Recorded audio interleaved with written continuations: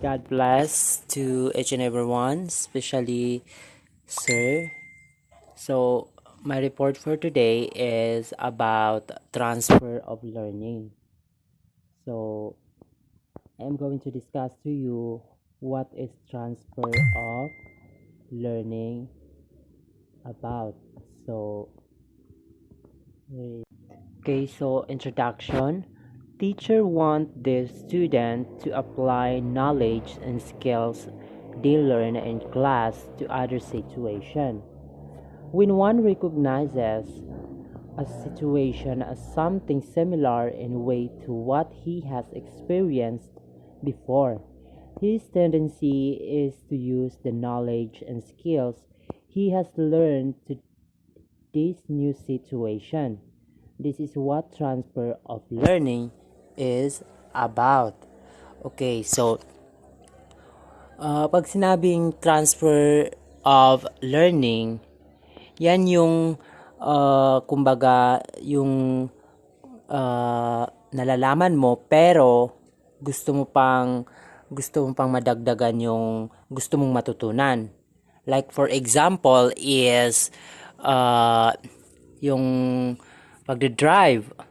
So once marunong kang mag-drive ng bike or bisikleta, matututo ka rin mag-drive ng motor kung gugustuhin mo. Yung ito-transfer, yung gusto mong madagdagan yung karunungan mo sa pagdadrive. So, kung gugustuhin mo naman talaga isang bagay, matututunan mo ito. Kaya, isa yan sa mga example of transfer of learning. I have another example of transfer learning here.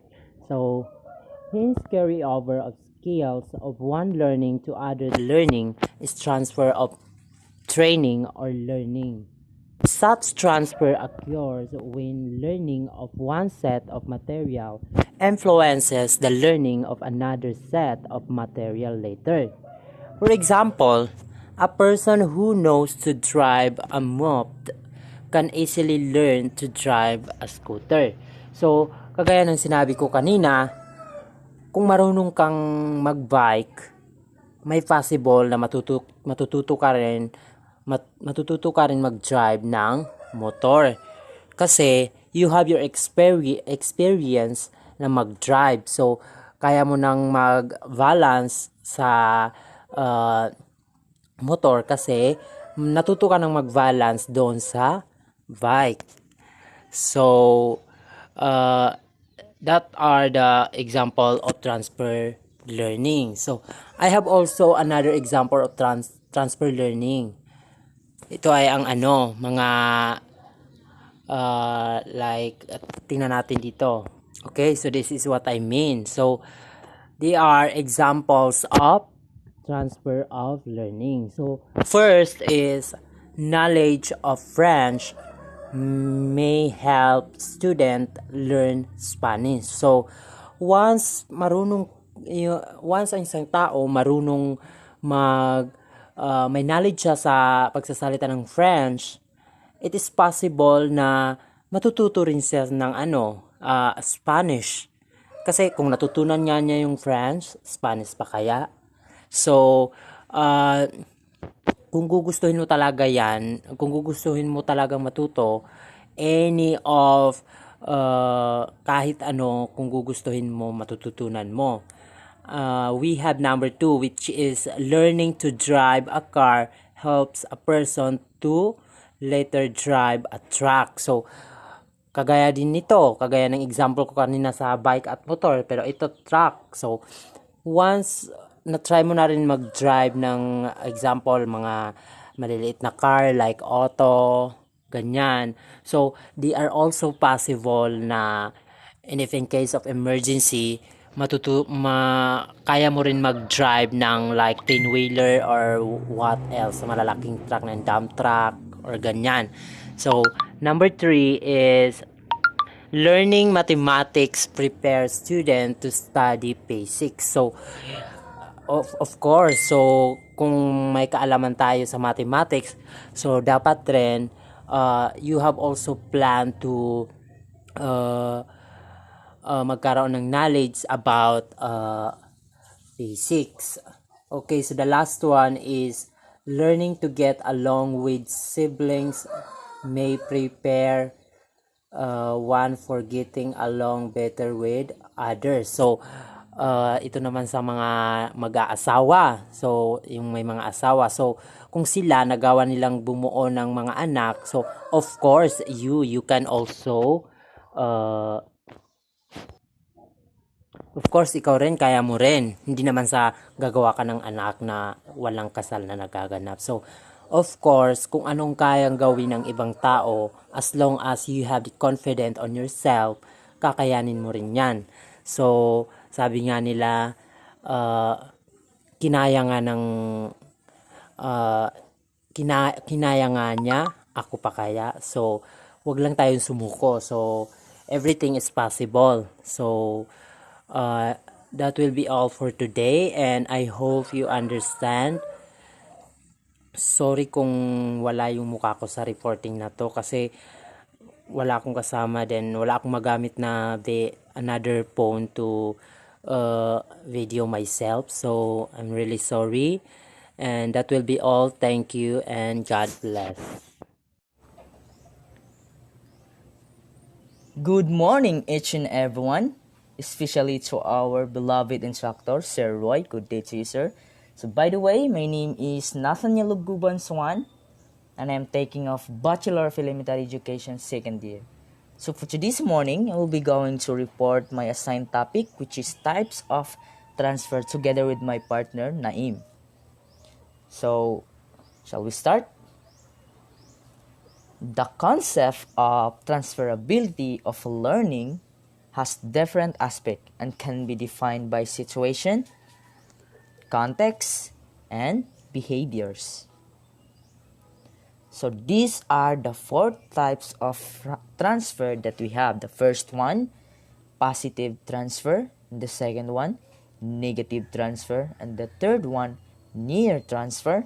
And the fourth one is a far transfer or general transfer. So the first thing that we discuss, which is positive transfer. Positive transfer occurs when learning in one context improves performance in some other context. For instance, a speaker of Spanish will find it easier to learn Mexican language and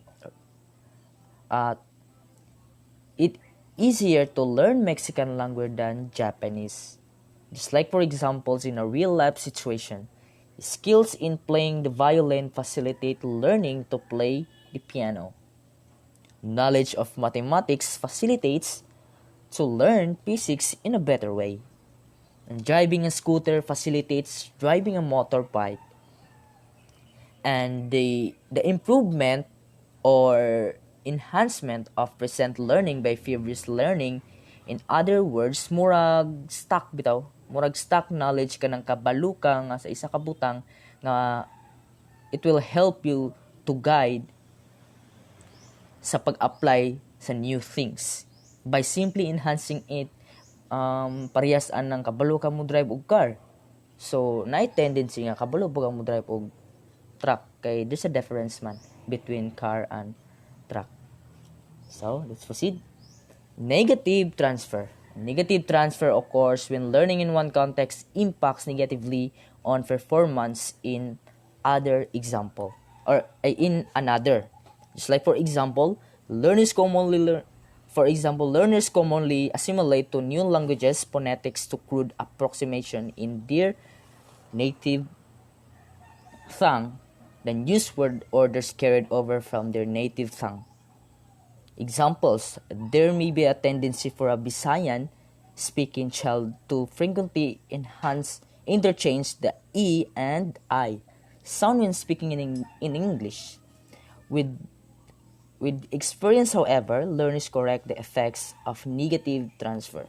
Left-hand drive vehicles hindered the learning of right hand. So, ang negative transfer refers to affecting learners' performances. Pinaagi sa imo nga previous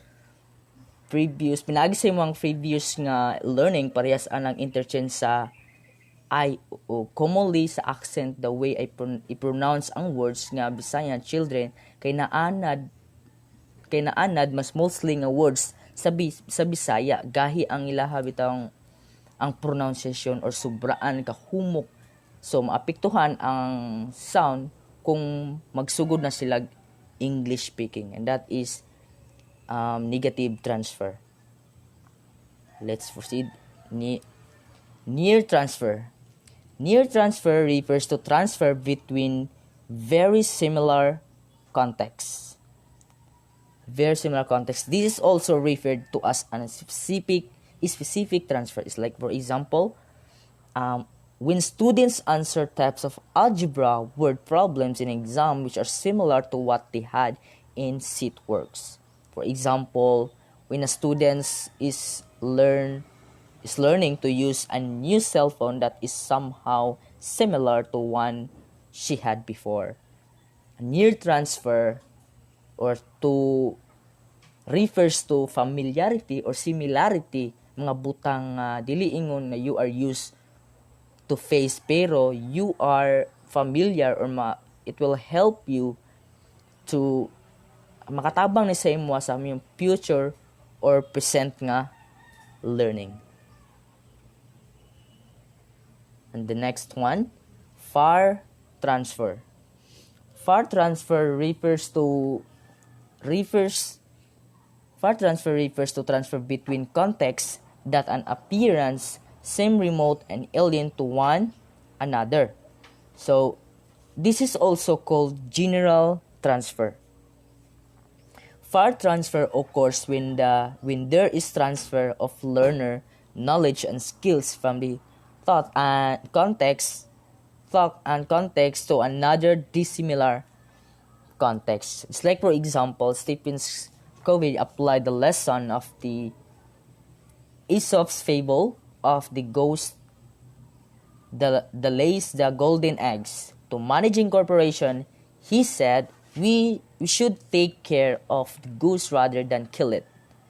To be successful in business, so we should take care of our workers, not burden them. So, for far transfer, it refers to application of what I have learned.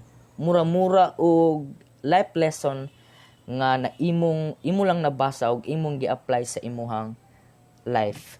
So, as a result, the educational goals are not met until transfer occurs. This makes transfer a very important aspect of instruction. It may be true in most cases the goal of transfer of learning from classroom to real life situation is not achieved. So, it is vital that as a future educator, teacher, you have a clear understanding of how best to teach your learners so that transfer of learning is facilitated. After all, the goal is there in providing your learners with tons and knowledge and multitude of skills if they cannot apply them when they need to. So now, we have covered the 4 types of transfer. So let us proceed to the condition and principles of learning. Condition and principles of learning. These principles are based on the factors that affect transfer. These transfer are based on the factors that affect transfer of learning. These factors are similar to what Perkins termed as condition of transfer. Below, you will find the factors with consequent principles and educational implication. So as you can see there, so we have a third column that corresponds in condition or factors affecting transfer of learning. In the second column, principles of transfer. And the third column, implication. So the first that we have, similarity between two learning situations. So the principle of transfer The more the similar situation are, the greater chances that learning from one situation will be transferred to the other situation. So mas the more kung similar ang situation, mas the more ang chance nga ma-transfer. Like dali lang siya kung if there's a similar between two learning situation. And the implication of that, learning situation and tasks that are similar are possible to the situation where they applied to the task. Like kung sa students, kung nakaihatag nila na task that are relevant to them, it will make them easier because they will easy to transfer the other concept because there are similarity. So situation where they will apply the task. Okay, the next one, degree of meaningfulness. From the word meaningfulness, relevance of learning. So the principle of learning, meaningful learning leads to greater transfer than rote learning.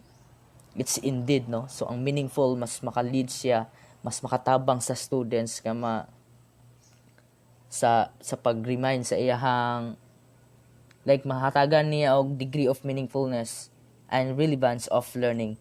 And the implication of there,